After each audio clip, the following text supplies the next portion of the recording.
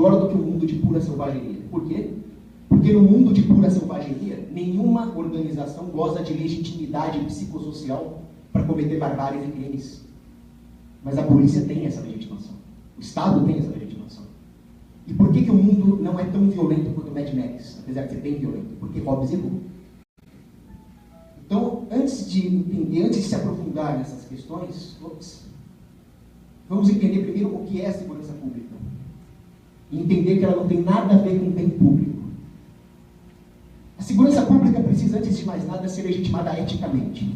Se nós não provarmos a validade moral do uso da violência para defender inocente, nós podemos parar a palestra por aqui. Acontece que em Êxodo, capítulo 22, versículo 2, está escrito: se um ladrão for flagrado roubando uma casa, e o dono da casa o ferir e o ladrão morrer, aquele que o feriu não será punido.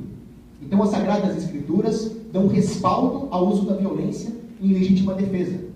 Porque o amor próprio, a autopreservação, é um dos pilares da moralidade. Isso está escrito no Catecismo da Igreja Católica. Então, se defender de uma injusta agressão não só é um direito, como também é um dever, nos lembra Santo Tomás de Aquino na Suma Teológica. E se é válido usar da violência para se defender por amor próprio, mais nobre ainda é usar essa violência para defender terceiros, para defender a sociedade. Por isso que o Thomas Sowell fala: se você não está preparado para usar a força em defesa da civilização, esteja preparado para aceitar a barbárie.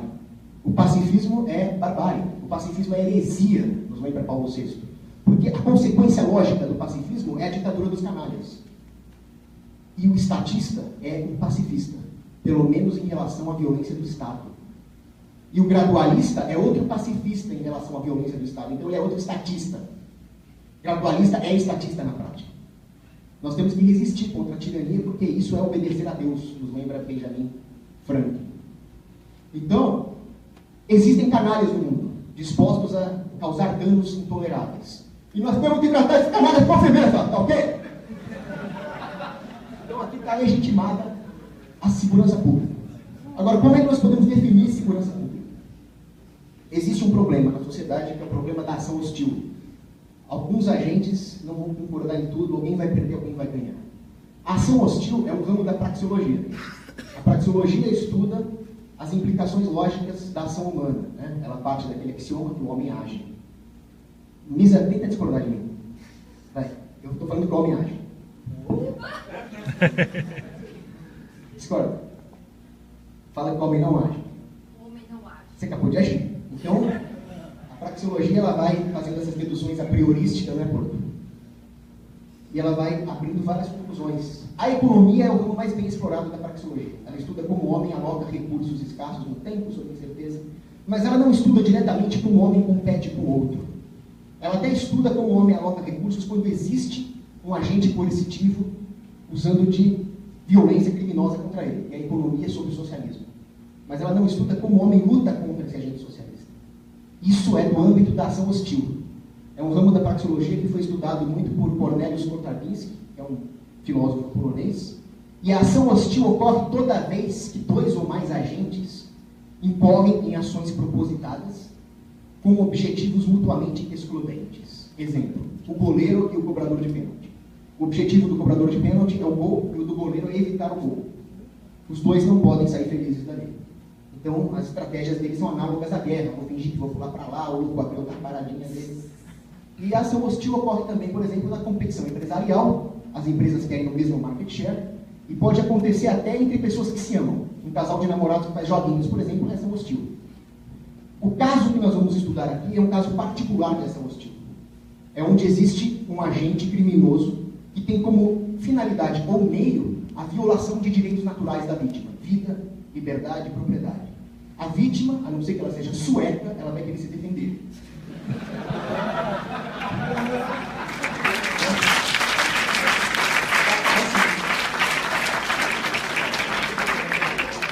Suécia está complicado. Oi? Tem uma exceção. Não é à toa que tem esse nome, né? Então o objetivo da vítima é proteger seus direitos. É excludente em relação ao objetivo do criminoso. Reparem aqui que nós precisamos fazer uma aferição moral para estudar este caso de ação hostil. Porque sem essa aferição moral, quem é a vítima, quem é o criminoso, quais são os direitos, nós simplesmente não podemos estudar segurança pública. Nós vamos cair no erro do estagiário de jornalismo do G1, ali, que tinha que apanhar.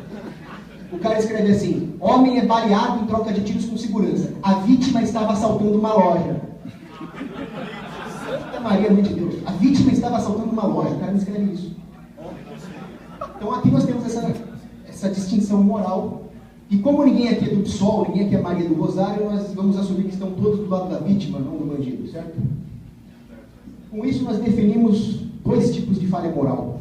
O primeiro é o uso da força ou ardil contra o inocente. E o segundo é a falha moral do pacifismo, é a omissão, é não usar a força e o ardil para defender o inocente contra um agressor. E reparem que o Estado comete as 2 falhas morais simultaneamente.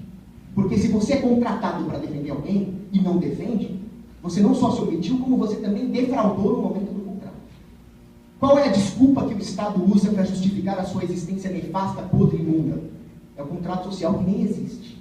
E se ele existisse, ele estaria sendo descumprido. Então ele comete as 2 falhas. O resumo é uma coisa que o meu amigo Breno conhece bem, que é uma inscrição que existia nas antigas espadas espanholas medievais. Não me saques sem razão e não me imagines sem honor. Então, se você for meter espada em alguém, que seja por um bom motivo, não para cobrar imposto. E não se omita. Agora, tem uma coisa que parece meio bobinha aqui, para falar nessa conferência, o que a segurança pública não é. Mas é importante saber isso, porque o Estado vai tentar nos confundir para justificar sua própria existência. Então, está cheio de burocratas, especialistas em segurança, que vão falar que a segurança é sentimento de segurança. Sensação de segurança. Eles falam isso para justificar o próprio comodismo. Não é nada disso. É simples. Imagina uma menininha mais ingênua do mundo andando num bairro perigoso. Imagina a Poliana ali, mais ingênua do universo, ela acredita em Islã moderado, ela vai votar no Novo porque a liberdade não tem tudo. Ela está perdida. Ela está menos segura que o cidadão comum. Agora, você imagina um veterano das operações especiais no mesmo bairro, o maluco é paranoico. Ele caminha com pipa de patrulha ali. Dá um elemento ali, camisa do Corinthians 9 horas. Né? Esse cara está protegido, apesar de paranoico. Então não é sentimento. Segurança não é ausência de sinistro e nem estatística. Porque você pode passar a vida toda no Rio de Janeiro, cadê o Hugo, né? E não ser assaltado. E você pode ser assaltado numa viagem para Disney. Isso não significa que Orlando é mais perigosa que o Rio. Significa que você é um azarado. E também não é estatística, porque a estatística é uma foto da realidade. Uma análise sólida de segurança pública, ela analisa a dinâmica social. Então ela é um vídeo, não uma foto. E esse argumento, essa falácia pode ser usada por estatistas. Nós não sabemos por que o crime está ocorrendo, ou por que ele não está ocorrendo, se os bandidos estão planejando alguma coisa, se está num intervalo, se houve uma flutuação estatística, nem como a sociedade vai reagir a esse crime. Talvez tenha muito crime, mas a sociedade está se rearmando. Talvez não tenha nenhum, porque os bandidos estão tramando, enfim. O fato é que esse argumento pode ser usado pelos estatistas. Exemplo, uma cidade muito bem armada, armamento civil. Tem 2 máfias ali que trocam um tiro e morre um monte de mafioso. Eles vão falar, olha como o crime subiu e a culpa é do armamento. Não é.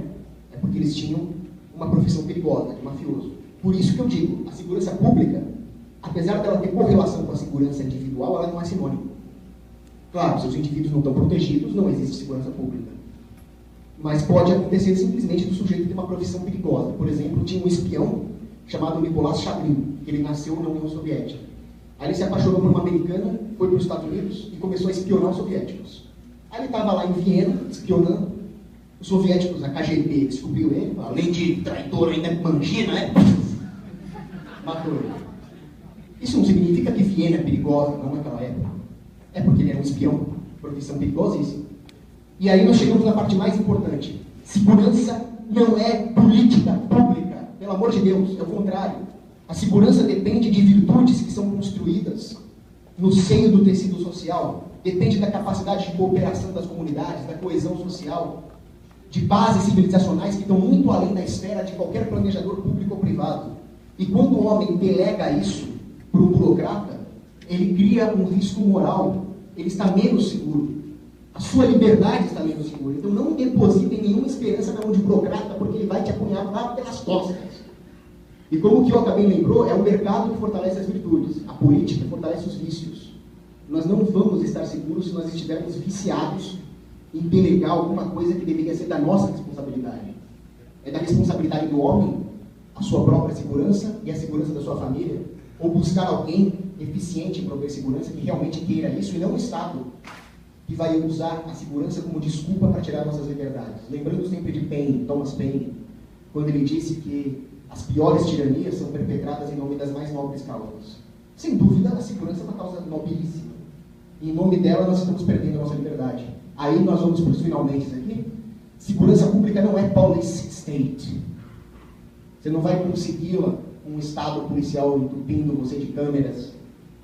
Porque se você quer segurança total, é melhor você ir para uma prisão, disse o general Eisenhower. Segurança total só existe para praticar o mal. Nenhum castelo de areia está seguro. Mas eu posso seguramente destruir um castelo de areia. As coisas delas são frágeis.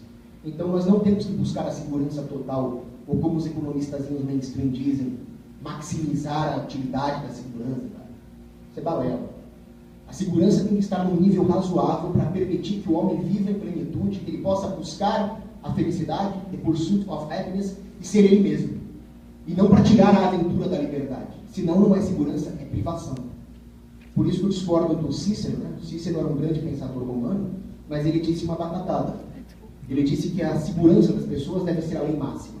Então vamos todo mundo embora daqui, vamos para um bunker. Né? A lei máxima tem que ser a caridade, não a segurança. O Estado não vai te dar nenhuma das duas.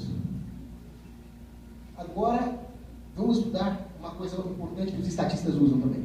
Quais são as verdadeiras causas da segurança pública? Etiologia da segurança pública. Etiologia é o estudo das causas. Eu usei aqui um modelo aristotélico. Né? Aristóteles dizia que as coisas têm 4 causas. Uma causa final, a finalidade para a qual ela é feita. Uma causa formal, aquilo que dá forma. Por exemplo, as paredes, aqui a planta, dá forma a essa universidade. A causa eficiente, aquilo que faz a coisa se tornar concreta em ato. O trabalho dos pedreiros, por exemplo. E a causa material é aquilo que compõe a coisa. Os tijolos aqui. No caso da segurança pública, é muito importante fazer essa distinção para ver como o Estado não presta. A causa final da segurança pública é o anseio por justiça. Quando você se sente injuriado, você percebe a importância da segurança. À medida que o Estado relativiza a moral, nós perdemos essa noção. Nós perdemos a nossa capacidade de demandar segurança.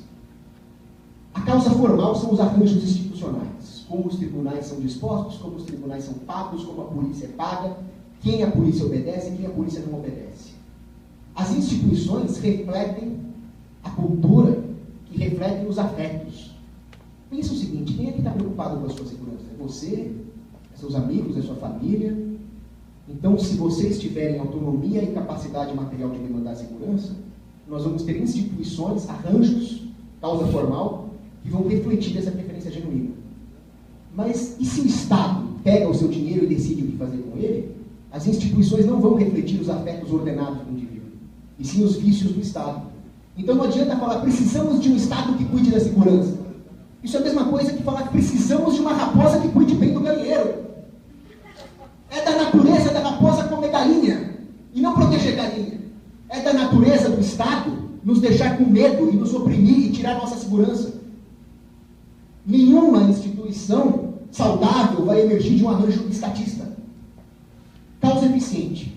A causa eficiente da segurança é aquilo que faz a pessoa levantar o traseiro da cadeira e agir. Isso aqui os romanos chamavam de utesium et clamor. Utesium, corneta. E clamor, grito. Aquilo se referia a uma lei onde um oficial responsável pela segurança podia recrutar um cidadão para ajudar a caçar um bandido, ou ele pelo menos tinha o dever de reportar um crime que ele visse. Não estou defendendo aqui nenhum serviço policial obrigatório. O que eu defendo aqui é um serviço policial moral. É a ideia de que todas as pessoas têm o dever moral, não legal, de reportar os crimes. Inclusive os crimes do Estado.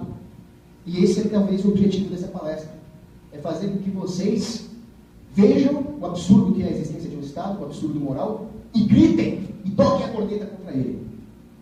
E tem outra coisa importante, que é a causa material. Ninguém vai fazer nada sem munição, sem armamento, sem colete, sem viatura, sem combustível. Tudo isso requer capital. E todos nós aqui sabemos que o capital é acumulado no livre mercado e corroído no socialismo. E aí existe outra coisa interessante, que é o estudo das finalidades da segurança pública, a teleologia. Isso aqui serve para refutar. Quem é que faz faculdade de economia? Vocês provavelmente já ouviram falar naquela conversa mole de bens públicos, né? Ah, o mercado só serve para prover hambúrguer. Se for de segurança, tem que ser o Estado. Não é isso que eles falam? Porque senão ninguém vai prover segurança. Isso é mentira. Primeiro, porque existe um interesse egoísta em prover segurança para o próximo. É a cooperação auto-interessada. Thomas Paine dizia: a melhor forma de garantir o meu direito é observar os direitos do próximo. Se eu compactuar com a injustiça, amanhã o injustiçado sou eu. Então eu tenho todo o interesse em garantir a segurança dos direitos naturais. Ou eu posso ter um motivo até menos nobre. O cara me contrata para defender vigilância patrimonial. Ok, é uma forma de cooperação auto-interessada. Eu não quero que o meu fornecedor, o meu cliente, o meu funcionário seja assaltado. A segurança interessa a todos no mercado, a não ser a um grupo de sociopatas criminosos. Se houver um Estado, aonde esse grupo de sociopatas criminosos vai parar? No poder. Isso é um problema. Mas as pessoas também produzem segurança por motivos altruístas. Por mais que os economistas neoclássicos, keynesianos, digam que não, isso existe. E isso foi provado cientificamente por esse neuroeconomista, o Ernest Fair. Ele fez um experimento onde havia um jogo. Havia vários grupos disputando esse jogo, e algumas pessoas no grupo se comportavam como caronas. O cara que quer se beneficiar sem fazer nada. Ele é um peso morto para o grupo. Ou até malfeitores.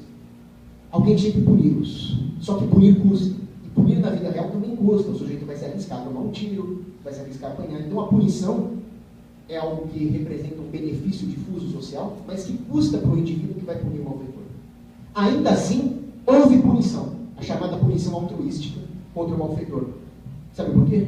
Porque as pessoas ficam indignadas. Aquilo faz mal por dentro. Você vê uma injustiça sendo cometida, não sei se é bioquímico, se é do espírito, mas a pessoa se sente mal. Então ela vai lá e pune o malfeitor, beneficia a todos, ainda que isso lhe custe. E existe também o fator da caridade e afeto. Chesterton dizia que o melhor guerreiro de todos é aquele que luta por amor ao que está atrás, mais do que por ódio ao que está na frente. E isso funciona numa sociedade coesa, não numa sociedade onde a democracia joga homem contra homem. Então, isso nunca vai emergir, dificilmente vai emergir numa democracia, e sim no separatismo. O próprio Júlio César falava: eu tenho mais medo do miliciano faminto defendendo a família do que de um soldado profissional robusto lutando pelo soldo.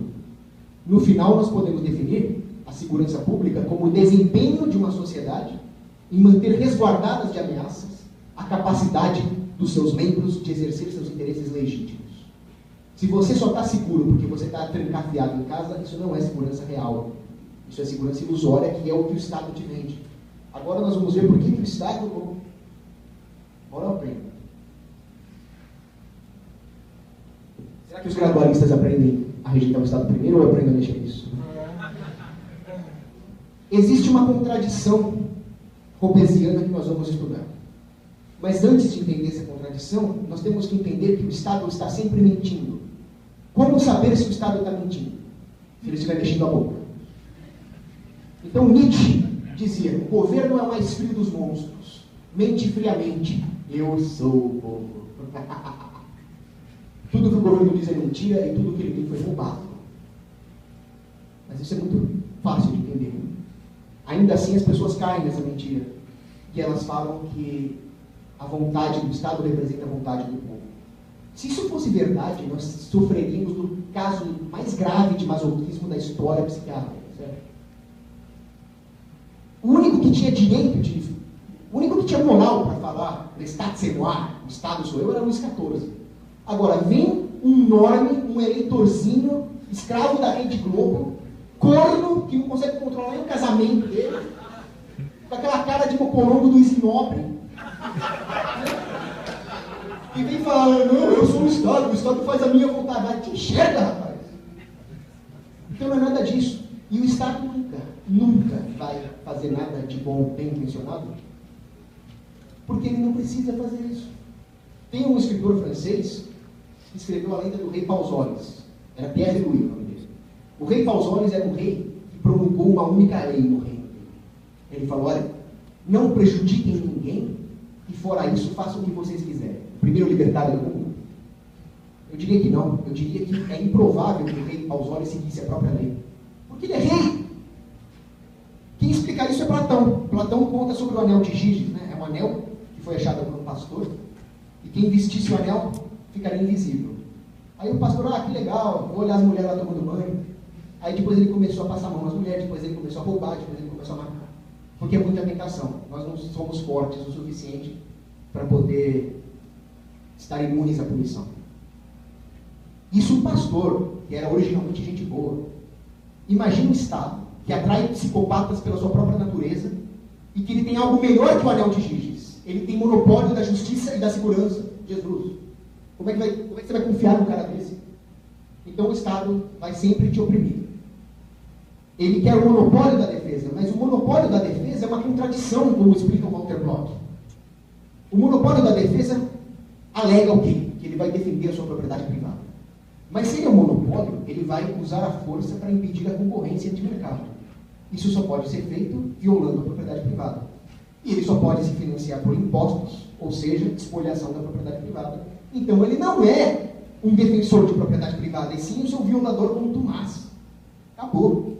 Outra coisa, o tal do Leviatã de Hobbes, um monstro estatal que resguarda a paz numa sociedade, o Hobbes dizia que ele deve existir porque o homem é o lobo do homem. O homem vai se matar.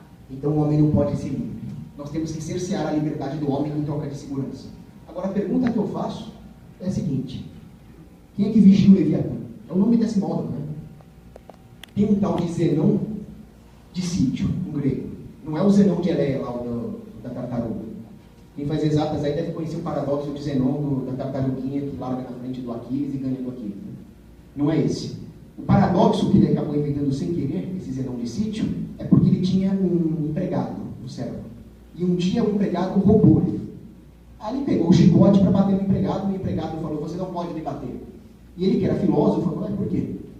Porque é da minha natureza te roubar. Eu estava predestinado a te roubar. Aí Zenão falou: muito bem, é da minha natureza te bater. Então, esse paradoxo do argumento do empregado é o mesmo do argumento do Hobbes. Se os homens são maus e precisam ser vigiados, o Leviatã é feito do quê? De arcanjos? Então, se ele pode tirar a liberdade de quem estava quieto no canto dele, com muito mais razão nós podemos tirar a liberdade do Estado de tirar a nossa liberdade.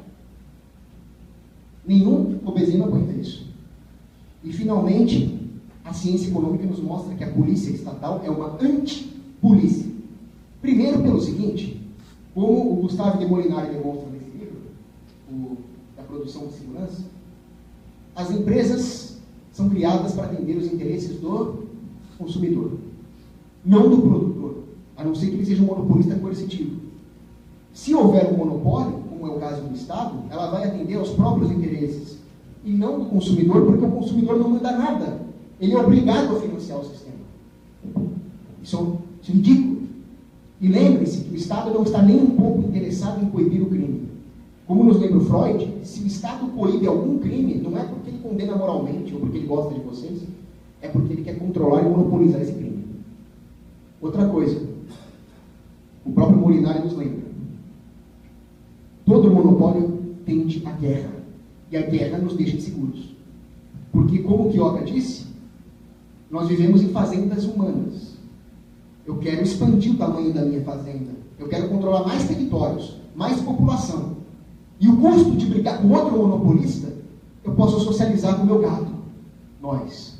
Então é claro que o monopólio vai tender à guerra. É só ver o que acontece na Europa. A Europa hoje é o exemplo de tudo que eu falei até agora. Quem contempla o esplendor da Europa antes da Revolução Francesa, ou na Belle Époque, nunca iria imaginar que o Islã finalmente conseguiria invadir a Europa. E, de fato, ele não conseguiu fazer isso sozinho. Ele contou com a colaboração das polícias europeias que abriram a fronteira e deixaram o cidadão europeu desarmado. Além disso, o Islã não foi parar lá sozinho. As forças de defesa da Europa, as forças armadas, foram lá, junto com o tio Sam, desestabilizar o Oriente Médio. E aí vazou todos os terroristas para a Europa. Mas quem pagou esse aparato de, vou dar uma de Rafael Heidegger, defesa? Foi o pagador de imposto europeu. Ou seja, o pagador de imposto europeu é cornuto e bastonado, ele pagou para ser destruído. Isso é uma polícia ou uma força armada estatal. Outra coisa que o Ropa fala, e fala muito bem, é que todo monopólio tende a preços de monopólio, preços artificialmente altos, e qualidade artificialmente baixa. Isso vale para todos os setores da economia. Por que defesa e segurança seria diferente? Não seria. E aí tem uma teoria minha aqui, que é a seguinte: o monopólio da polícia gera centros de gravidade artificiais. O que é um centro de gravidade? Isso é um conceito do Marechal Clausewitz, que foi um dos maiores estrategistas militares de todos os tempos. São coisas nevrálgicas no sistema de defesa de uma civilização. E devem ser protegidas, porque se elas forem destruídas, o dano vai ser muito grande. É o que aconteceu, por exemplo, no estado do Espírito Santo. Os estatistas adoram o exemplo do Espírito Santo para dizer: tá vendo, seus libertinos, precisa de polícia. É claro que precisa de polícia, nós nunca negamos isso. Quem é contra a existência de polícia são os estatistas. Nós queremos muitas polícias concorrendo no mercado. Eles querem só uma, e mal feita. Então, nós dependemos de uma polícia estatal que, quando entrou em greve, nos deixou totalmente desprotegidos. E aí teve saques. Então, no final das contas, eles colaboram com os bandidos. Um caso parecido aconteceu em Los Angeles em 1981. Só que lá foi diferente. Teve a greve da polícia, os bandidos começaram a saquear tudo, mas o bairro coreano tinha fuzis de assalto. Pergunta se alguém se meteu com o bairro coreano. Ninguém é louco. Mas quem é que nos tira os fuzis de assalto? A polícia. Outra coisa, a polícia vai tirar o seu dinheiro, vai tirar o seu dinheiro e vai tirar o seu dinheiro e vai te deixar indefeso, com menos recursos, por exemplo, para comprar um carro blindado, e vai usar o dinheiro para proteger o fuleco. Então, o cidadão não tem nada para se proteger, mas o bonequinho maldito da Copa do Mundo estava protegido por 10 viaturas da Força Tática. Outro exemplo é uma mulher que foi estuprada nos Estados Unidos. O cara entrou na casa dela e estuprou. Aí chegou a polícia. Você mora sozinha? Não, eu moro com o meu irmão. O meu irmão é da elite dos fuzileiros navais. Ué, é que ele está no Iraque defendendo a minha liberdade. Então, polícia estatal é proibir a polícia.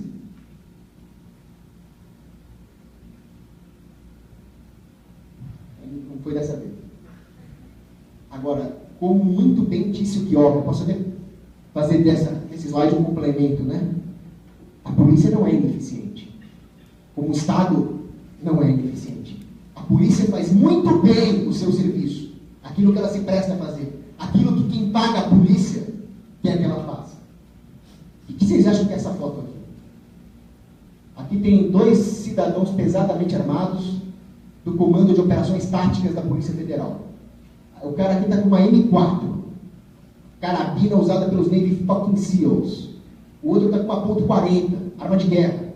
E aqui é um famoso prédio comercial de São Paulo. O que aconteceu aqui? Tem vários desses caras aqui. Foram chamados 50. Quem aqui acha que foi uma ameaça de bomba, terrorismo? Ninguém? Quem aqui acha que foi um assalto especializado de uma grande quadrilha? Ninguém? Quem aqui acha que foi uma situação com refém? Vou matar o refém. Quem aqui tem uma ideia do que foi? Isso. Esse prédio aqui era de uma loja de roupas chamada Gaslouro. As tropas de elite foram acionadas para levar dona presa, acusada de sonegar impostos. Se tivesse feito um assalto, se tivesse feito um estupro lá dentro, depois de 2 horas ia aparecer um PMzinho arregado ali. Os pés pretos. Mas como era sonegação, perdi as pílulas. Agora que a mulher foi presa, nós somos mais seguros. Por que existe essa seletividade? Porque o governo não está nem aí para a nossa segurança, ele está aí para expansão. O governo é bom em coletar impostos, suprimir nossas liberdades, matar inocentes, nada muito além disso. Tom Clancy, best-seller, especialista em assuntos militares. Thomas Jefferson, outro grande federalista, né? Ele dizia: o Estado sempre vai se expandir, sempre vai tolher nossas liberdades, porque é da sua natureza. E a polícia é o vetor. As causas mais específicas dessa seletividade, primeiro, riscos não cobertos. Você é um policial. Você precisa cumprir metas, mostrar serviço. É mais fácil cheirar a mão do maconheiro em Copacabana ou subir a rocinha debaixo de tiro de falda? É melhor cheirar a mão do maconheiro, né? Então vamos entupir a prisão com Zé Droguinha e pronto, não precisa resolver o problema do crime. Não precisa se meter com os bandidões. O outro são os incentivos burocráticos. É aquilo que o próprio Mises fala no livro Bureaucracy. As burocracias tendem a se retroalimentar. O objetivo dela não é resolver problemas, mas suprir as necessidades dos próprios burocratas. Qual é a necessidade do burocrata? É mamar nas tetas. E é isso que eles vão fazer. Por que eles vão resolver o problema da segurança se resolver esse problema simplesmente os dispensaria? Então eles não têm nenhum incentivo para isso. E outra coisa é uma coisa que eu chamo de viés métrico da demanda. Nós vamos perdendo ali a sensibilidade subjetiva e vamos medindo tudo pela métrica quantitativa. O que eu quero dizer com isso? Que nós vamos matar um monte de baratas e achar que com isso nós somos melhores do que quem fechou o esgoto. E é isso que a polícia faz. Ela entope a prisão de crimes que não são crimes, o cara que estava com 15 gramas de maconha, mas não resolve o real problema da violência. O monopolista, ele sempre vai tentar racionar a oferta, nunca resolver os problemas que geram a demanda. É só ver essa Sabesp, por exemplo. Economizem água nesse verão. Economizar no caramba, eu uso quando a água quiser e eu pago. Mas não, é um monopólio. Então eles vão racionar a oferta de água e não vão fazer nada para resolver o problema da demanda de água. Segurança é a mesma coisa. A demanda por segurança continua. Eles não vão resolver. Eles só vão mostrar serviços metricamente. Prendemos 15 mil Zé Droguinhas. Mas eles não resolveram o problema. Só pioraram. Porque no momento que a polícia prende um pequeno traficante, o que ela faz? Ela aumenta a margem de lucro do mega bandidão. A violência só piora. Exemplos históricos. Tem um filólogo clássico chamado Charles Bullock, que ele relata como funcionava a polícia na Grécia Antiga. Eram magistrados chamados astinômia. E eles eram contratados pelo governo para defender os prédios públicos. E era isso que eles faziam. Eles também eram contratados para fazer patrulhas na periferia ali de Atenas para proteger o cidadão. Mas pergunta se eles faziam isso. Não faziam. O cidadão tinha que ir até lá reportar o crime. E quando o cidadão ateniense ia lá para os astinômia reportar o crime, ele não estava jogando paciência porque não tinha, né? Mas ele falou, não, isso não é problema meu, meu problema é defender os prédios públicos aqui. E nada mudou. Em 1981, no Missouri, tinha um sujeito ali chamado McElroy. Imagina o pior tipo de gente que vocês puderem imaginar. Ele era pedófilo, estuprador, latrocida, assassino, petista. Provavelmente ele era fã da Ivete Sangalo. Devia achar Beatles melhor que Molejo, não, né? Bom, era um assassino. Ele tocava um horror lá na cidadezinha do Missouri. E o pessoal chamava a polícia e nada. Chamava a polícia e nada. Até que um dia apareceram uns jagunços lá, os fazendeiros com as escopetas, e mandaram o McElroy ter uma conversinha com o capeta. Graças a Deus. Aí chegou o FBI. Quer dizer, o governo não está preocupado com a segurança, mas também não ama o McElroy. É que o governo treme na base quando a população demonstra que nós não precisamos dele para fazer justiça. Esse negócio de fazer justiça espontânea faz qualquer membro do establishment tremer na base. Faz o Hélio Beltrão rejeitar artigo. É complicado. Aconteceu comigo. Eu tenho uma experiência pessoal. Eu estava lá no carro. Estava na Ministro Rocha Azevedo, só que o carro era blindado. Aí veio um vagabundo, colocou uma 22 na minha janela. Eu falei, meu amigo, comprei a blindagem para essa situação mesmo, seu filho da puta. Joguei o carro em cima dele, só que o desgraçado correu, não consegui pegar. Chamei a polícia. Fiquei rondando com o carro. Eu sabia onde o assaltante estava. A polícia demorou meia hora, o assaltante fugiu e eles queriam meus documentos. Eu disse, o que você quer com meu documento? Vai pegar o bandido, rapaz. Bom, resultado. Esse gráfico demonstra tudo que nós falamos até agora. Percentual de homicídios esclarecidos e resolvidos pela polícia. A fonte não é o Instituto Mises, a fonte é o FBI. 90% e 65%. Agora nós estamos aqui com 65%. Isso aqui parece o gráfico de poder de compra do dólar. Cada vez pior. Cada vez pior, e o cidadão pagando cada vez mais por esse sistema lixo. A SWAT, por exemplo. SWAT. A SWAT não é uma agência única. existem várias SWATs. SWAT é Special Weapons and Tactics, né? Armas e táticas especiais. Eles foram criados originalmente com o intuito de lidar com terroristas, situações com refém, esse tipo de coisa. Isso hoje é 7% dos chamados da SWAT. 80% é busca e apreensão sem mandado judicial. Vamos pegar droguinha lá dentro. Então eles estão tolhendo ainda mais as nossas liberdades, até mesmo para os parâmetros dos legalistas, porque isso é uma violação da 14ª emenda. E o resultado? Está resolvendo o homicídio? Nós estamos trocando a nossa liberdade pelo quê?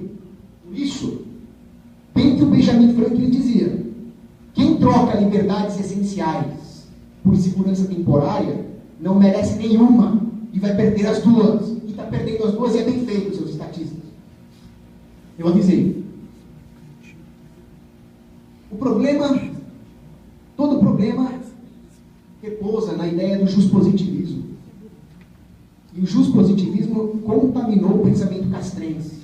Castrense é tudo que se refere à classe policial e militar.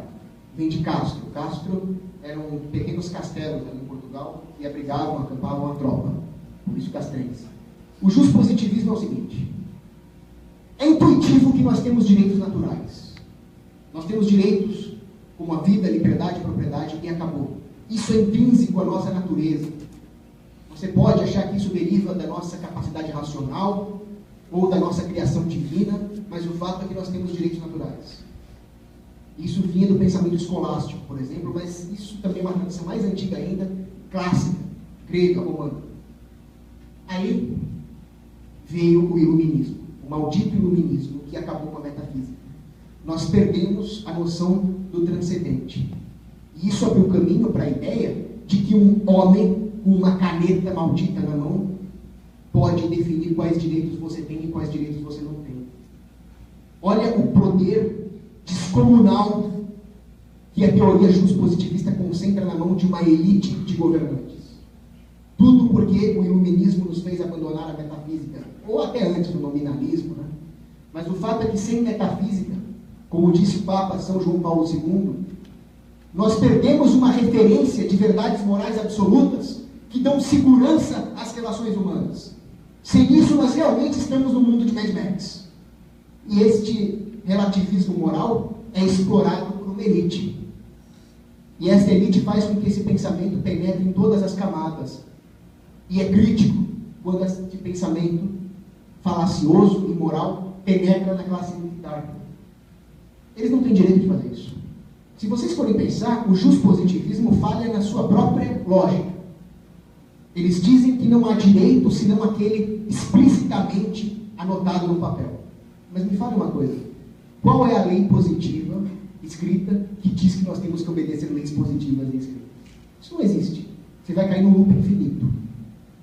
Nós temos que ter, então, o direito natural. Qualquer outra coisa é falsa. E como disse o Papa Pio XII, depois falou que a Igreja Católica é estatista. Como disse o Papa Pio XII, aquilo que não corresponde à verdade não tem objetivamente nenhum direito. Então, a lei positiva não tem direitos. O policial em seu distintivo não tem nenhuma autoridade moral sobre ninguém. E é um dever moral desobedecê-los. Já dizia Thomas Jefferson. Então, tudo isso começa com ideologias revolucionárias, sendo que o iluminismo é uma ideologia revolucionária. É uma revolução contra a ordem natural. Ela começa com o antropocentrismo exacerbado e termina relativizando toda a verdade. E nós caímos na ideia de que o policial é realmente uma autoridade. Quem fala sobre isso é um filósofo francês chamado de Bonald. Ele dizia o seguinte: quem tem autoridade de verdade é a verdade. É a autoridade da evidência. Mas hoje nós trocamos a autoridade da evidência pela evidência de autoridade. Já que nós não temos visão transcendente, nós achamos que está certo porque é um polícia. Está certo porque está na lei. Sendo que o nazismo, a escravidão e o apartheid já estavam na lei. Então a Constituição é lixo. Ela não é base moral para nada. Acontece que esse pensamento penetrou na classe militar há muito tempo atrás. Isso começa, por exemplo, no Egito Antigo. Na época do Médio Império Egípcio, que veio antes ali de 1570, antes de Cristo, o soldado ia para a guerra, ia lá brigar com os hititas, voltava e fazia bico de vigilante. vou te escoltar para você fazer o comércio, você me dá 10%. Aí, em 1570, veio um faraó revolucionário, Amosé I, e disse, não, acabou, não tem mais esse negócio de vigia privado. Eu vou monopolizar o serviço de polícia. Todos os soldados vão trabalhar para mim em tempos de paz, para fazer o enforcement das leis do faraó. Aí veio a Idade Média, veio os reinos pagãos, os reinos cristãos, e durante muito tempo isso funcionou muito bem, nós vamos ver isso em detalhes amanhã. Mas o Estado sempre vai se expandindo. Então, no século XIII, apareceu na Inglaterra a dinastia Plantageneta. A dinastia Plantageneta, que rima com capeta, ela é um flagelo para a história da humanidade, não só da Inglaterra. Foi ela que começou a suplantar o poder da Igreja Católica e concentrar poderes hegemônicos na mão da coroa. Naquela época existia uma figura chamada Shire Reeve. Shire Reeve, é daí que vem a palavra xerife. Ele era um sujeito com aquela barba cinzenta, mal encarado, que era chamado para quando havia alguma confusão. Era uma figura protetora. Ele levantava, o que está pegando aqui? Resolveu a confusão, voltava para a taverna dele para tomar hidromel ali. Acabou. Mas aí, em 1285, o rei Edward II, né? Tem que falar com o seu cabelo. Ele resolveu acabar com isso. Falou, agora esses Shire Reeves vão trabalhar para mim. Eles vão fazer o enforcement das leis da coroa. Aí começa uma briga. O rei, os lordes, a Câmara do Comum querem decidir o quanto de poder esses xerifes têm. Mas o poder dos xerifes de polícia só vai se acumulando. Até que, por causa da promulgação de leis trabalhistas, a figura do Shire Reeve é substituída pela figura do juiz de paz. Tudo começa com esse Estatuto de Winchester, do Edward II, e termina substituindo a figura de um guerreiro protetor por um burocratazinho com os seus capangas, que é o que é de mais perigoso. Bom, aí os séculos vão correndo, até que em 1829 surge a polícia moderna, totalmente burocrática, totalmente centralizada e totalmente financiada com recursos públicos, ou seja, roubadas de vocês, quando o primeiro-ministro britânico, Robert Peel, proclama o London Metropolitan Police Act. E é isso que eu falei, é a polícia moderna. E um dos princípios de funcionamento dessa polícia moderna era a polícia responde ao governo, só ao governo, mais nada. Agora a pergunta que fica é, existem bons policiais? Essa é uma pergunta interessante. O historiador Robert Hicks fala que não. Não existem bons policiais. Por quê? Porque o policial hoje, ele jura lealdade às leis. Existem leis injustas e perversas. Logo, um policial jura lealdade a leis injustas e perversas. Logo, não existem bons policiais. Mas nós podemos observar que existem pessoas boas na polícia. O problema é institucional, não é pessoal. Eu já tive experiências com... Eu já conheci bons policiais que numa operação entraram no cativeiro, se arriscando, mataram os sequestradores e salvaram os reféns. Isso é ótimo. Como é que você sai desse aparente enigma? A ideia é, a instituição da polícia estatal é intrinsecamente ruim. Existem seres humanos bons na polícia estatal, mas não é a regra. Porque eles não são questionadores morais, eles são cumpridores de ordens. E alguém que tem como profissão cumprir ordens, seja ela a ordens erradas ou certas, é algo intrinsecamente mal, institucionalmente falando. Por isso que tem esse sujeito aqui, o Andrade Geza, ele era um policial e era uma boa pessoa. Ele era um húngaro, ele era um gendarme. Gendarme é uma polícia militarizada, veio do francês, né? Homem em arma, gendarme. E ele era também um teórico moral, ele era um filósofo moral que escreveu a respeito da moralidade na polícia. E ele disse, se alguém tem que ser um questionador moral, alguém que não cumpre qualquer ordem, esse alguém é um policial. Se alguém tem que ter uma moral transcendente, religiosa, esse alguém é um policial. Então o problema não é a profissão policial, alguém disposto a usar de violência contra o crime. O problema é essa instituição ser estatal, política. É como disse o filósofo Joseph de Maistre. Ele se referiu especificamente à nobreza no uso da violência. Ele diz, uma mulher pode ser casta em pleno intercurso, se ela for casada, estiver em intercurso com o marido. Da mesma forma, um policial pode ser bom e justo, ainda que ele esteja explodindo a cara de alguém debaixo de cacetada, se ele estiver fazendo isso justamente contra o bandido em defesa dos inocentes. Mas, como nós vimos aqui, não é o caso da polícia, porque a polícia está em conluio com a bandidagem. Existe uma simbiose entre Estado e bandido. Nós temos que armar os rebeldes sírios. Quem falou essa frase? O senador, genocida e criminoso de guerra John McCain. Então, o pagador de imposto americano pagou para armar o Estado Islâmico, que são os piores terroristas do mundo. Na verdade, o pior terrorista do mundo é Washington. Mas é isso que o Estado faz. Os conservadores, os neocon, acham que é só um Estado governado por um partido de esquerda que vai fazer isso. Eles acham que isso aqui é um problema do PT, é um problema do PSOL. Não, isso é um problema do Estado como instituição. Tudo começa quando o Estado percebe que ele vive do medo. O Estado se alimenta do medo. É por medo, é por desespero que o Estado surge. Então, quanto mais bandidos existirem causando medo e desespero, melhor para o Estado. E o Estado é uma constante revolução.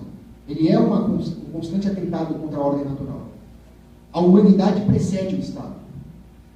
O Estado, então, seria ontologicamente inferior ao homem. Ainda assim, ele criminaliza a existência do homem fora da sua esfera. Ele só pode ter uma natureza revolucionária. E as revoluções, Gramsci percebeu, são encabeçadas por bandidos, por gente desordeira. Antônio Gramsci, filósofo marxista, que queria solapar as bases da civilização. O mal que ele fez é tão grande que no leito de morte ele começou a gritar e chorar pedindo um padre. E ele disse em vida: precisamos de um poder armado paralelo para desestabilizar as bases sociais. É aqui que começa a aliança do Estado com o crime. Eu acho muito difícil entender por que um cidadão comum defende bandido. Mas é fácil entender por que o Estado defende bandido. Veja, Gramsci era um marxista. O marxismo clássico falhou no seu projeto revolucionário. Porque Karl Marx dizia que a revolução seria encabeçada pelo proletário.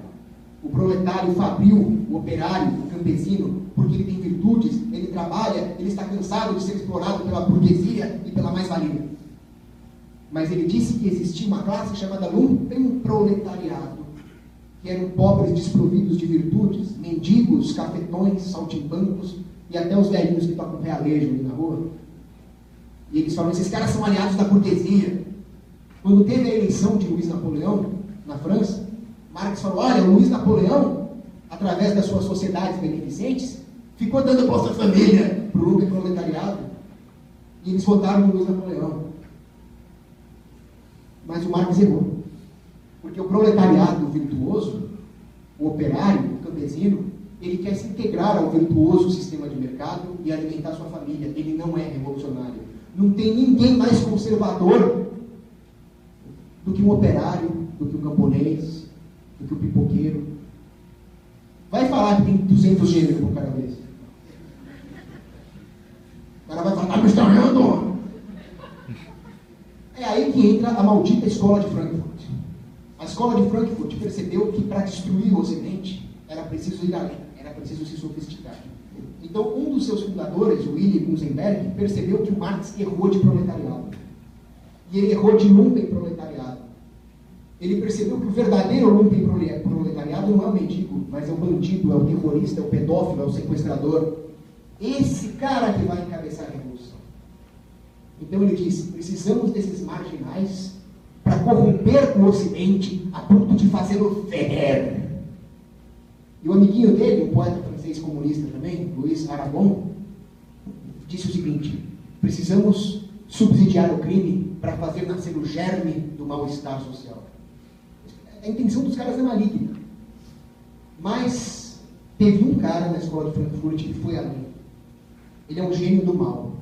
Ele levou a malignidade a um nível de maestria asiático. Sabe aqueles asiáticos que pegam o cubo mágico e resolvem em 7 segundos o olho fechado? Ele faz isso com o mal. Herbert Marcuse. Herbert Marcuse, teórico político e sociopata, ele percebeu o seguinte: nós precisamos fazer com que a sociedade deixe de se indignar com o delito e passe a ver o delito com condescendência. É o famoso coitadismo bandidal. Então nós não temos mais a obrigação de ser boa pessoa, bons cidadãos, bons pais, bons trabalhadores, não. Se você fizer isso, é um otário. Se dedica à família, ao trabalho, você é um otário. Você tem que ser um bandidinho. Porque se você for um bandidinho, você é uma vítima da sociedade. Então a sociedade que tem que te prover com as coisas, com o ensinamento moral, vamos ressocializar o vagabundo, vamos dar bolachinha para o vagabundo. Essa é a ideia do Marcuse. Dessa forma, nós não precisamos mais ser produtores de moralidade. É o contrário do que o Chesterton ali fala, né? Vamos mudar nós mesmos para mudar a sociedade. Não, vamos mudar a sociedade primeiro. Que a culpa é da sociedade. E assim é plantado o germe do totalitarismo. O coitadismo bandidal é o caminho para o totalitarismo estatal. Lembra que eu falei que a segurança tem como fonte as virtudes sociais? Essas virtudes sociais são alimentadas por nós mesmos. Nós mesmos somos os provedores de segurança. Nunca vamos escapar dessa âncora da realidade. O que o Marcuse faz é o contrário. Não, vocês têm que ser baderneiros. E a sociedade que se vire para corrigir isso. O que é a sociedade que se vire? É o Estado que se fortaleça. E tudo isso é filhote de Rousseau. Aí o homem é bom e a sociedade corrompe. É o contrário do que diz C.S. Lewis. C.S. Lewis diz, só existe ordem social se ela for subordinada à ordem individual e esta, por sua vez, subordinada à verdade moral absoluta, Deus. Aqui não, aqui é ateísmo de Estado, é o inferno. Nós deixamos de ser produtores morais e passamos a ser consumidores morais. No comunismo clássico, nós deixamos de produzir capital e consumimos capital. Aqui o buraco é mais embaixo. Consumimos tradições morais. Solapamos as bases da civilização ocidental. Esse cara deve estar no inferno. E existe também uma economia da aliança entre governo e bandidos comuns, outros bandidos. Afinal, o governo não é um bandido. Então é simples. O Bertrand de Jouvenel, que tinha fortes tendências libertárias, ele disse que é uma tendência do homem procurar artifícios, maneiras, mecanismos de solapar o poder do Estado, porque o Estado nos oprime. É claro que o Estado vai reagir. Toda vez que você chegar para alguém e falar quero abolir o Estado, uma dúvida legítima que vai surgir é, mas e os bandidos? E o crime? Então o Estado vive justamente desse medo da bandidagem. O que nós temos que entender é que uma sociedade capaz de vencer bandidos comuns, ou melhor, capaz de vencer o Estado, vai também vencer bandidos comuns. Mas uma sociedade que tolera um bandido tão nefasto quanto o Estado, vai tolerar bandidos comuns. A primeira coisa que o Estado faz é aceitar que nós percamos liberdades em nome da segurança. Por puro medo. Por puro aumento da preferência temporal. Ou seja, a visão de curto prazo. Isso nos tira a vontade de lutar contra o Estado. E tirar a vontade de lutar é essencial para vencer o inimigo. Isso está na arte da guerra. O Estado é nosso inimigo. Depois que ele faz isso, depois que ele faz com que nós legitimemos a opressão do Estado, percamos a nossa liberdade, aceitemos passar naquelas filas enormes do aeroporto, onde eles olham o que tem dentro da sua cueca, e o terrorismo continua. Aceitamos morar em condomínios fechados com um arame farpado ali. Depois disso, ele começa a fazer a população ver que o problema é social, que o problema é a ausência de investimento em educação pública e não o delito moral do bandido. Assim, ele causa uma relativização moral na sociedade. E o Estado se alimenta dessa relativização moral. Nós acabamos, às vezes, caindo naquela falácia ad Leandro Carnale. Né? Já viu? Eu falsifico carteirinha de estudante, logo eu sou culpado pelo genocídio armênio. Leandro Carnale. E é por isso que as pessoas perdem com isso até o instinto de autopreservação. Tem uma foto que a Polícia Civil prendeu um bandido chamado Roger 157. Aí a polícia foi lá comemorar a prisão do bandido, um fez assim, né? Ai, que absurdo! A polícia está tirando sarro do coitadinho do bandido. Sabe, eu não gosto de polícia, vocês estão vendo minha palestra. Mas eles prenderam um bandido, fizeram muito bem. A população não está preocupada com 60 mil homicídios por ano. Está preocupado que o cara fez assim do lado do bandido. O que é isso? E existem efeitos secundários para a bandidagem. O Estado não alimenta a bandidagem só porque ele quer, mas também como consequência de outras políticas públicas. Por exemplo, o desarmamento. O Estado desarma a população para a população não resistir ao Estado. Mas todos os bandidos do mundo se beneficiam do desarmamento. Welfare State, Estado de Bem-Estar Social. O objetivo é outro, gerar dependência econômica. Mas uma das consequências do Welfare State é o aumento da criminalidade. Porque o Welfare State destrói as bases familiares, destrói as bases morais. E com isso, nós temos aqui a comprovação de tudo que nós falamos até agora. Aqui o governador de São Paulo, líder do Estado, Geraldo Alckmin, indicando para prefeito o Ney Santos, que é do PCC. Aliás, o PCC é uma criação do PSDB, que por sua vez é aliado do PT, que por sua vez é um dos líderes do Foro de São Paulo, sendo que um dos membros do Foro de São Paulo é as Farc. As Farc que faz negócio com o Fernandinho Beiramar, que por sua vez faz negócio com terroristas do Líbano. Então a bandidagem é uma só. É o PCC, são os partidos políticos, é o Estado, são os globalistas americanos contra a humanidade. Vocês acham que esse agente aqui, o Estado, é um bom provedor de segurança? Então, hoje nós vimos que não. Quem vigia o vigilante? Não tem ninguém vigiando esse suposto. Não tem ninguém vigiando esse suposto vigilante. Amanhã, nós vamos ver quem realmente vigia o vigilante. Vou dar uma dica, o livre mercado. Por hoje é isso. Obrigado.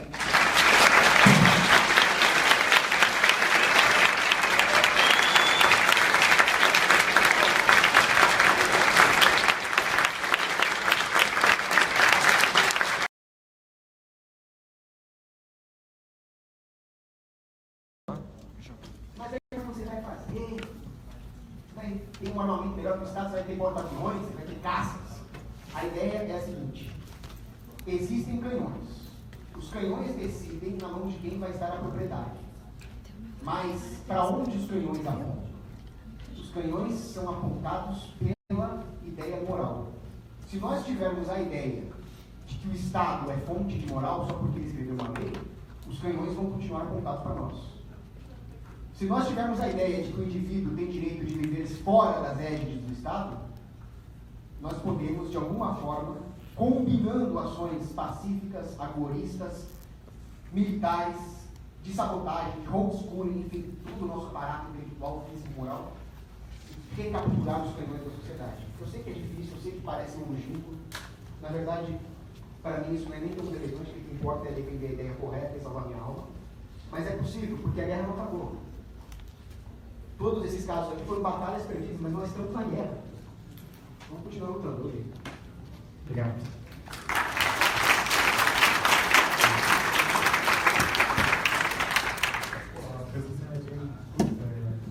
Tudo bem que teve um certo envolvimento do Estado, só que você considera que as cruzadas foram um exemplo de segurança segurança privada em nível continental? Fala o nome, Paulo.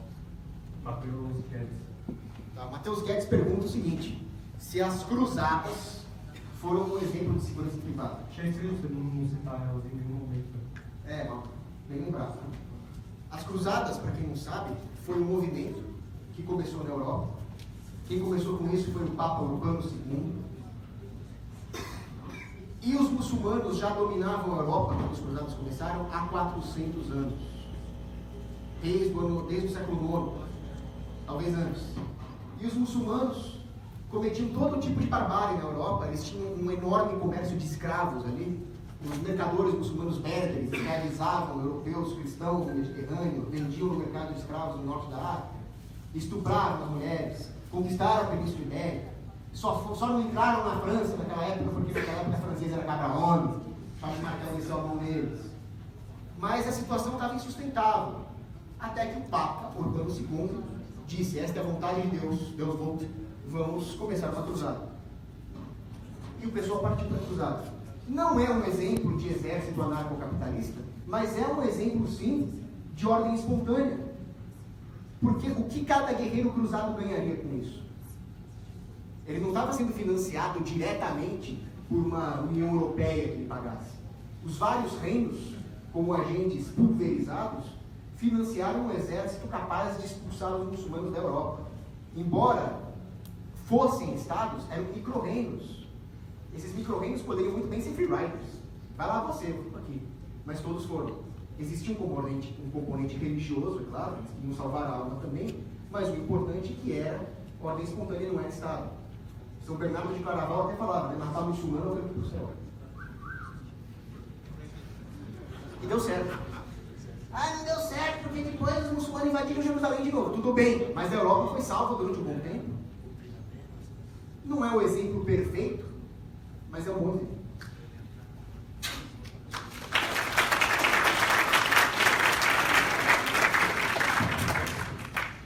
Tá bom, vai. Existe maçã grátis. Meus parabéns. Achei espetacular mais uma vez. Me chamo meu lógico mais. Ele é meu padrinho. Eu tenho 73 anos, eu sou muito velho. E eu vou fazer uma pergunta, um comentário. Eu aprendi muito aqui, tenho aprendido coisas que você tem falado, escrito sobre esse anarcocapitalismo. Eu digo o seguinte, eu nunca vi na minha vida um país, o nosso país, chegar no momento que chegou. E descrédito total em todos os problemas, todos que nós estamos vendo agora. Será que esse sonho do anarcocapitalismo não teria uma oportunidade agora de ser pelo menos divulgado? O que vamos esperar? Acho que nunca mais vai haver um momento como esse para que essas ideias tenham uma penetração. Quer dizer, isso aqui tão interessou tudo isso hoje, saber que existe um modelo. Talvez não tenha sido testado em lugar nenhum, mas eu acho que com tanta cultura que vocês têm, na palestra anterior, na mesa redonda, tanta leitura, tanto conhecimento, tanta organização, quem sabe seja um momento disso ser mais divulgado. Porque não sei se vai haver outro momento em que se possa divulgar isso melhor. Obrigado.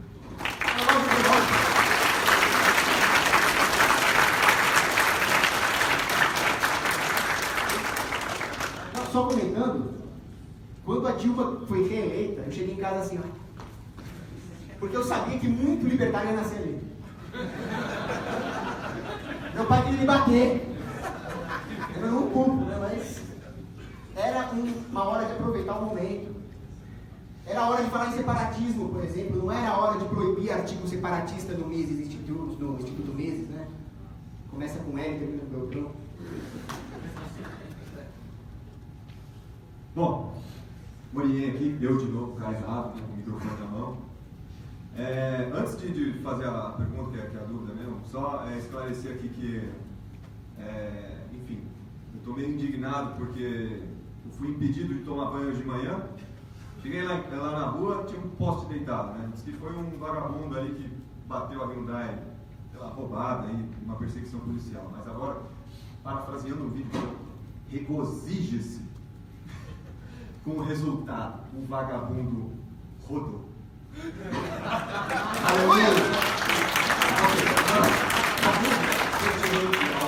Seria o seguinte, né?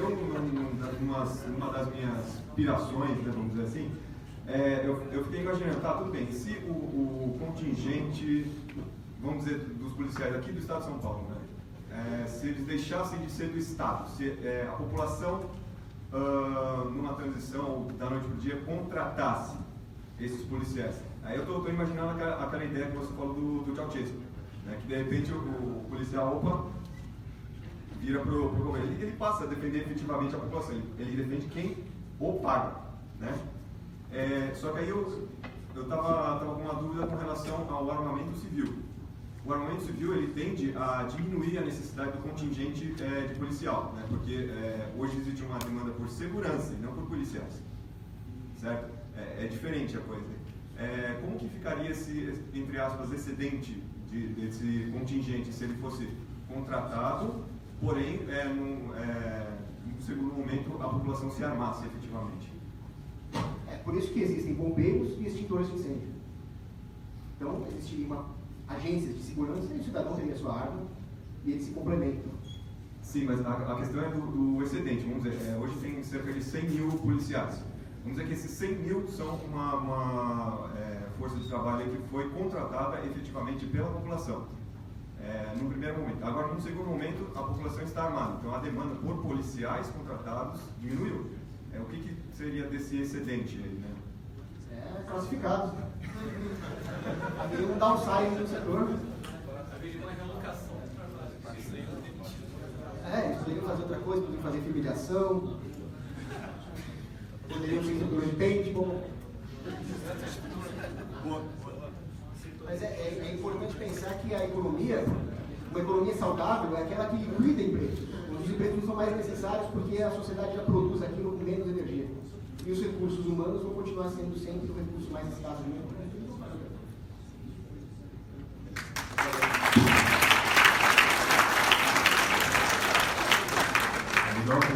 Boa noite, eu sou o Alex, queria agradecer também pela palestra. E assim, a dúvida que eu tenho é a seguinte: eu deixei um post no Facebook uma vez, convidando meus amigos a comentarem sobre o que eles acham de capitalismo, narcocapitalismo, tinha uma imagem lá e tal. E teve bastante gente que foi a favor, falou legal isso aí, essa ideia é bacana, até que apareceu um professor de história que trabalha na prefeitura, né?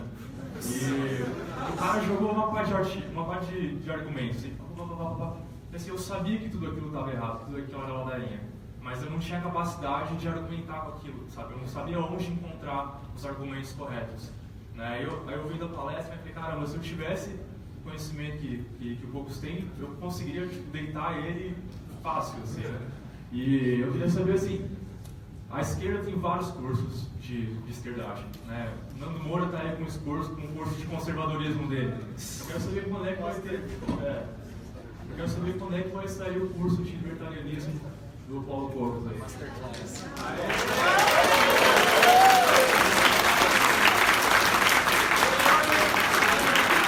E as mais? A gente precisa disso. Eu preciso disso. Alex, dá uma maçã por isso. Pega uma fruta por isso. Sem regulagem com MEC. Oi? Sem regulagem com MEC. Não vai ter diploma reconhecido por MEC. Mas nós precisamos de conhecimento, não de certificado. Mas eu gostei muito da ideia. Por favor, a gente precisa disso aí. De verdade. A gente organiza. Será que ele rola uns três blocos? Oi? Será que rola uns três blocos? A gente pode pensar isso. É porque essa parte técnica aí é complicada, né? Eu sou de humanas, eu faço miçangas. Ó, aí sim. Abacate é moeda. Carlos, sou eu de novo. Eu queria te perguntar o seguinte: qual é a relação que você enxerga entre a sociedade de medo que a gente vive hoje, governada pelo Estado, e todo o período de degeneração moral que a gente também vive? Eu também queria que você contasse pra gente se você vê que que numa sociedade libertária, se essa degeneração moral ela poderia nos levar à nova criação de um Estado e nos levar justamente a uma nova falha, mesmo com todo esse sistema de polícia privada, etc. Excelente pergunta. Aliás, quando eu era estatopata, eu fiz essa pergunta para o Walter Bloch. O Walter Bloch estava lá na terceira conferência da Escola Austríaca, falando sobre falhas de mercado. A tese dele é que falhas de mercado não existem, e realmente não existem. Mas na época eu achava que existia. E eu perguntei para ele, Walter Bloch, a existência de um Estado não é a prova de que o mercado falha? O mercado não falhou em nos defender contra o surgimento de um Estado? E o Walter Bloch foi extremamente honesto comigo. Ele falou, não sei responder, pergunta capciosa, caramba, vou ter que pensar. Aí, um dia eu estava lá tomando banho e pensei em uma coisa. Não existe falha de mercado, o que existe é déficit moral. O Estado é consequência da nossa imoralidade em aceitar as injustiças que ele comete. E se houver uma degeneração moral, não tenho dúvida que o Estado vai ressurgir e que não há empresa, não há incentivo econômico que vai nos proteger. Porque realmente tudo começa na moral. Bem lembrado.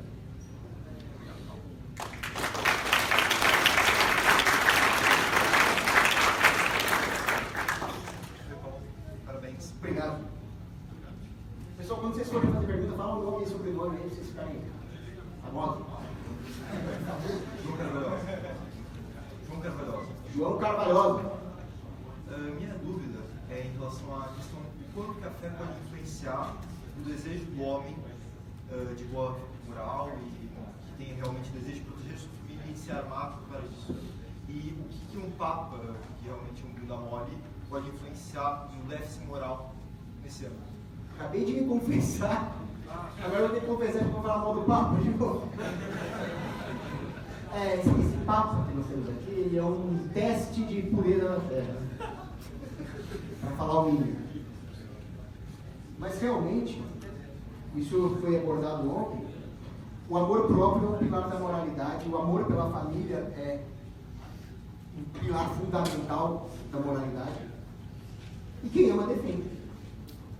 E o catecismo fala isso, a necessidade de defender. Essa frase do final aqui, do livro de Timóteo, né? Fala exatamente isso. Opa. Está congelado. Bom, deixa. A frase do Timóteo era essa. Um homem que não protege os seus, que não provê os seus, é pior do que um infiel. E quando fala prover, não é só prover de comida, de moradia, é prover de segurança. Então a fé cristã fala muito sobre isso. Tem gente que acha que Cristo era pacifista. Ah, Cristo falou em dar outra face. Dar outra face não é tomar bolacha quieto, não. Os doutores da igreja, o magistério, interpretam essa passagem, dar a outra face, como resiliência, permanecer na luta. Ou seja, o sujeito te deu um tapa na cara, tá na outra, então, vem, tá na outra. É isso. Então Jesus fala, vem da sua capa com uma espada. Eu não vim trazer a paz, eu vim trazer a espada. Agora, o Papa Francisco fala que não, as armas são coisa ruim, só que ele tem a melhor companhia de infantaria do mundo no Vaticano, que é a Guarda Suíça. Aí ele fala, precisamos aceitar todos os refugiados, precisamos viver o caminho dos refugiados. Fala para as suecas que foram estupradas, que é como viver o caminho dos refugiados, então elas são capazes de concordar. Então a verdadeira fé é a defesa daquilo que você ama.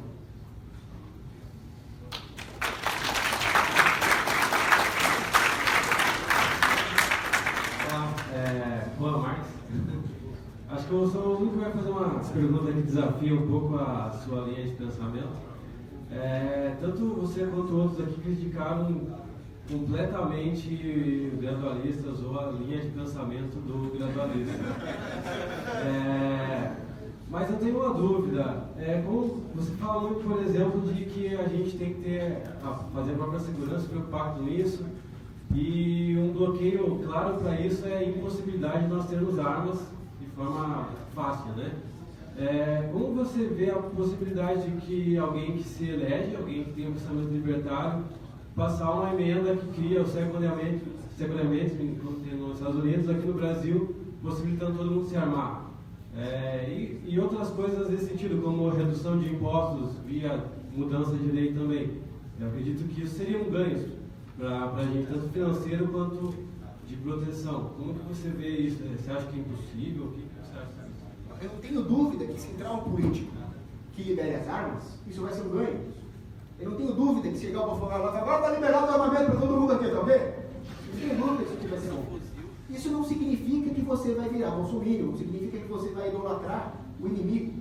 Porque quando o Estado faz alguma coisa boa, como jogar comunista no mar, Pinochet, né? Cadê o cara que está com a camiseta do Pinochet? Pinochet, Helicopter Tours. Isso aqui é um relógio que está quebrado 2 vezes por dia. Isso são flutuações estatísticas.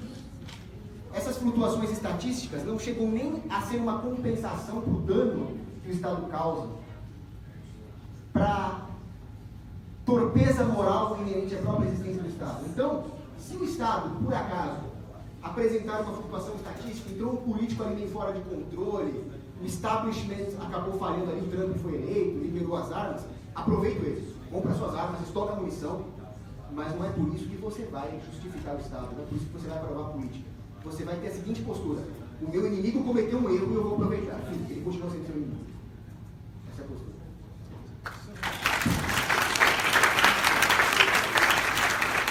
Então, nesse sentido, você acha que não faz sentido a gente apoiar alguém que é mais liberal ou menos? Porque não faz diferença. Vai ser um erro estatístico de qualquer êxito. Sim, nesse momento nós perdemos a importante noção da determinação do conflito. O Estado é nosso inimigo, nós estamos em guerra. Tem um problema aí, pode terminar. Isso, fala. Tem um problema, que não é só você eleger o cara, você tem todo um processo de eleição. Vamos chamar de novo. Você tem todo um processo de eleição. E você não tem como você estudar o anarcocapitalismo completamente e ao mesmo tempo participar de toda a politicagem por trás. Posso dar um exemplo, o Rafael Haid. Ele perdeu tanto tempo tentando eleger um libertário que hoje ele não consegue nem explicar a ética argumentativa seja, ou você estuda ideia, espalha ideia, ou você entra no politicário. Nós apoiamos ideias e não pessoas. Exatamente isso. Mas ó, eu vou dar uma dica meio socialista, mas uma dica boa, porque a gente tem que estudar nosso inimigo. Estuda o mínimo possível, tá escutando que você precisar de direito constitucional, pra você entender o tanto que é difícil, mesmo com vários liberais na máquina da política, você conseguir passar qualquer coisa favorável a gente. Qualquer coisa. São 513 deputados federais, são 81 senadores. Você precisa ter projeto realmente importante, você precisa ter 2/3 de cada casa. Aí os caras podem ficar revisando, tirando coisa, pode transformar um projeto liberal numa coisa completamente diferente. É praticamente impossível. E você pega o efeito colateral. Você está nesse momento do Brasil, que a gente está na beira do precipício. Você bota o liberal lá, o cara vai liberar e vai diminuir imposto. Você vai reerguer toda uma matéria do Estado novamente. Vai ser muito difícil você tirar. Então, eu prefiro o pior, mais que muito difícil. Mas tem uma outra coisa. A discussão política gera cisânia nas pessoas. E quando nós deveríamos nos unir contra o nosso inimigo, nós estamos brigando para ver qual é o parasita menos pior. Então não faz sentido. Você vai chegar para alguém que devia estar cooperando com você contra o Estado, não, o Bolsonaro menos pior, não, o Dr. Raymond, para todo mundo brigar por causa disso. Esses caras. Processo sensual.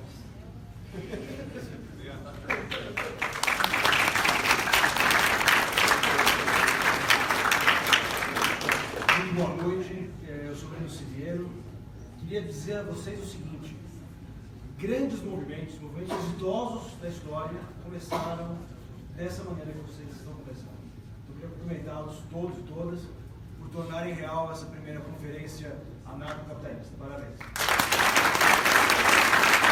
E a você, meu amigo, meu irmão Paulo Cobos, que saúdo não só pelas brilhantes explicações, explanações, imitações, não só de ontem, nem só de hoje, mas de sempre. E eu queria lhe perguntar, eu sei que você tem algumas considerações a respeito da militarização das polícias, que você pudesse compartilhar um pouquinho conosco para finalizar. Obrigado. Parabéns a vocês todos.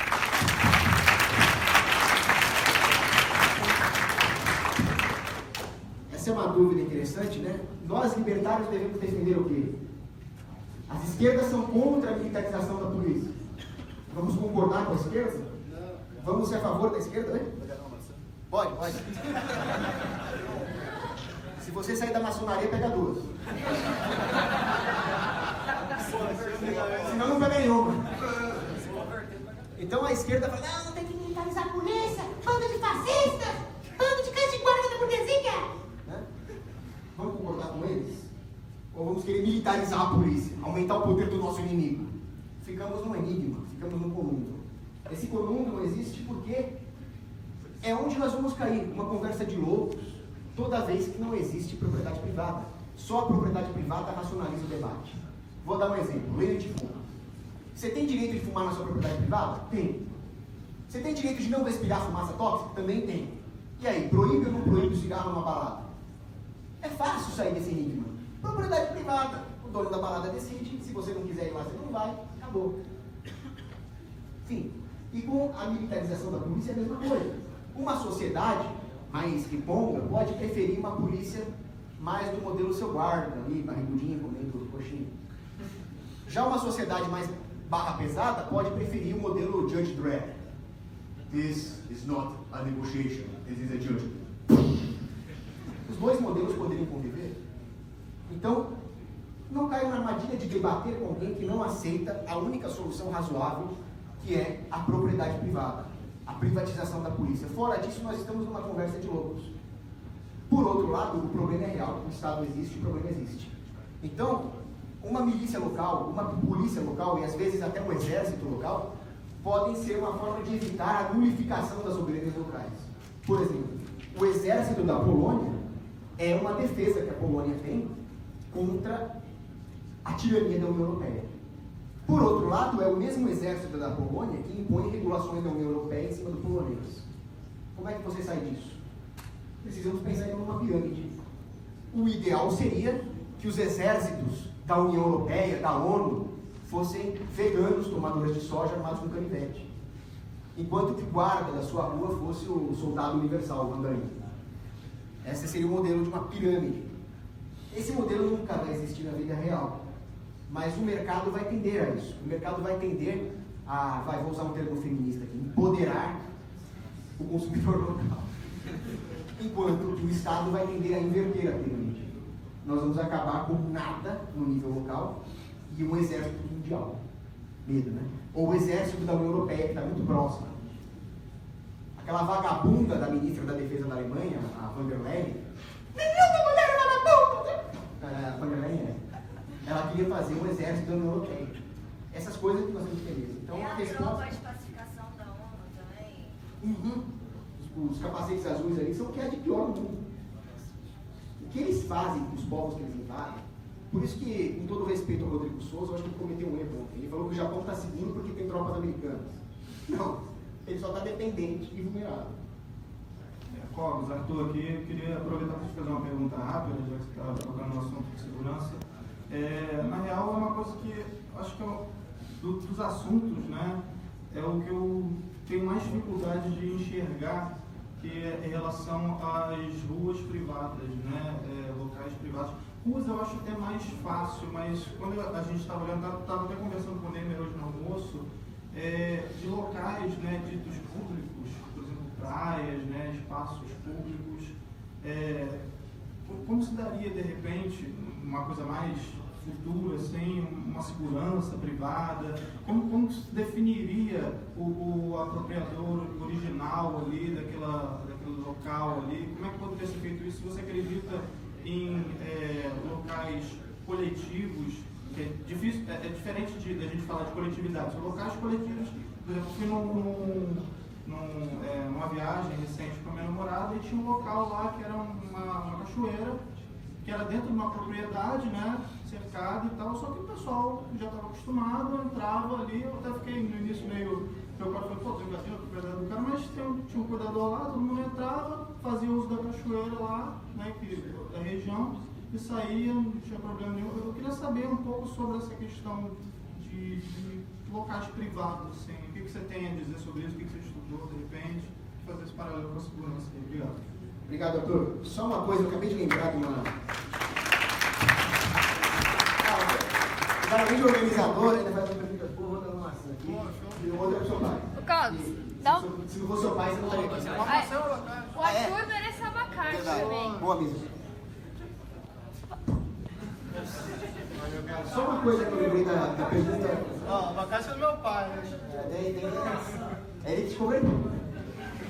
Então, só uma coisa que eu lembrei para complementar a pergunta do Breno. O Raymond Aron fala que a esquerda sempre está condenando a truculência policial. Não pode bater no bandidinho. E quando eles chegam ao poder, eles são os mais truculentos. É isso que nós vemos na polícia da Venezuela, por exemplo, né? A mais truculenta de todas, que é a esquerdista.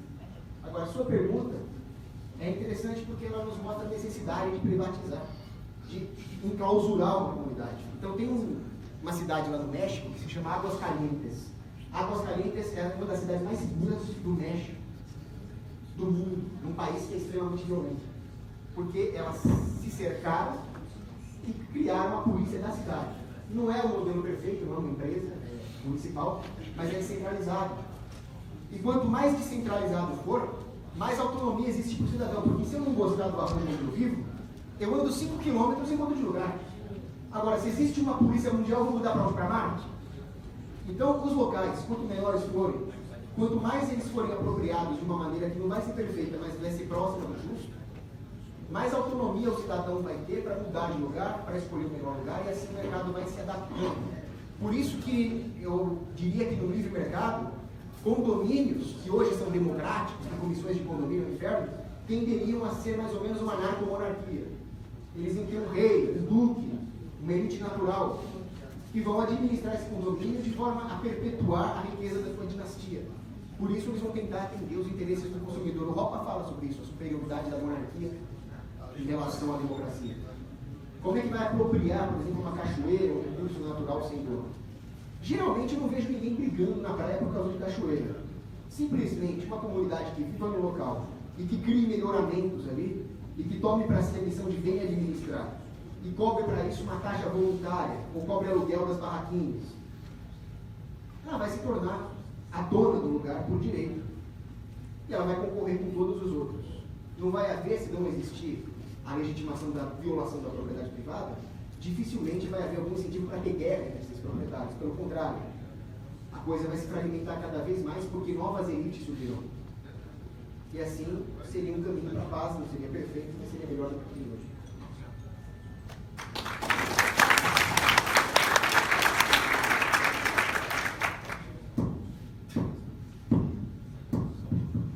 Meu nome é Valdemar Cogos, eu sou o pai do Paulinho. Eu não vou culpa de nada. E aproveitei para tomar da palavra, para falar com ele, porque em casa ele não me ouve. Eu também concordo e a minha ideia é de que imposto é roubo.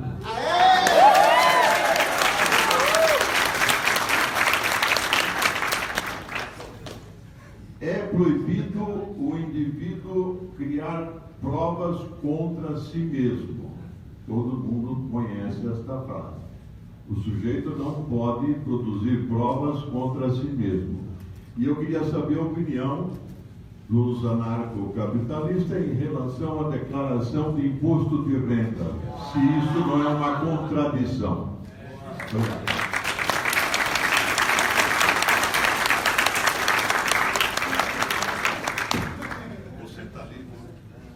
Olha, o papai aqui, ele não me ensinou a ser anarcocapitalista, mas ele ensinou coisas até mais valiosas, né? Então...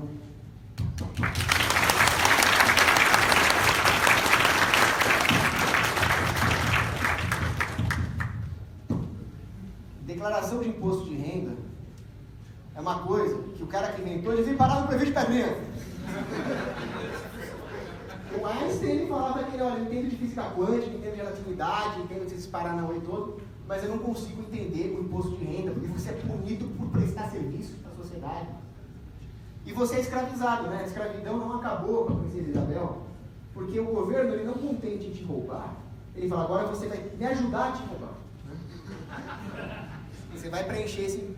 Você vai fazer uma declaração. Então é uma situação pior que a derrama, né? E na derrama o governo chega, tem que ir lá pegar, me dá isso aqui, me dá isso aqui, você não tem trabalho nenhum. Agora você tem que fazer uma declaração de imposto de renda, você tem que trabalhar com o governo, você tem que ajudar ele a te roubar. Então a melhor declaração que eu já vi alguém fazer para o fisco foi a do Cristiano Quiota. Fisco, eu te odeio, vai pra casa. Foi a melhor declaração que eu já vi.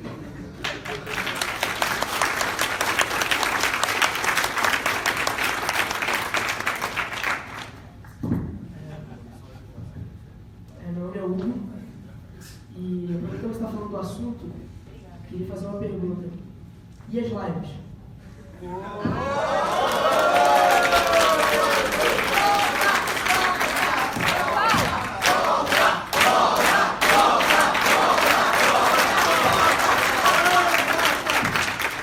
fico ali no grupo do libertarianismo. Essa é uma live.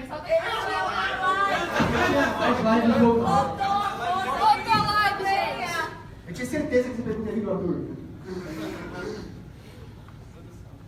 Olha, você... Estou com uma fase complicada na minha vida, mas eu prometo que eu vou me esforçar para elas voltarem. Eu não ia voltar, mas eu vou... Prometo que vai voltar.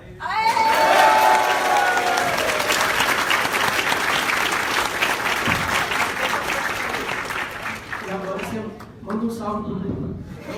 Vou até fazer uma meta de lives e quando nós atingirmos uma meta, nós vamos dobrar. Manda um salve aqui pro grupo. Ah, beleza. Tá bom. Salve pro libertarianismo.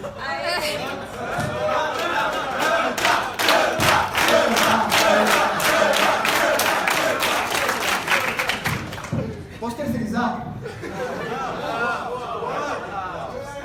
A gente vai ter um show daqui a pouco do Rodrigo. Você é um dos melhores cantores aqui. Valdemar? Não, vocês cantam melhor que eu, mas pelo amor de Deus. Na hora de tirar o 10, Cobras.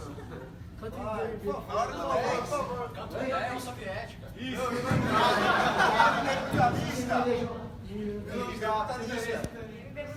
Tá, então para terminar, uma homenagem ao verdadeiro Instituto Libertário do Brasil. É o Instituto Rothbard. Sou do Instituto...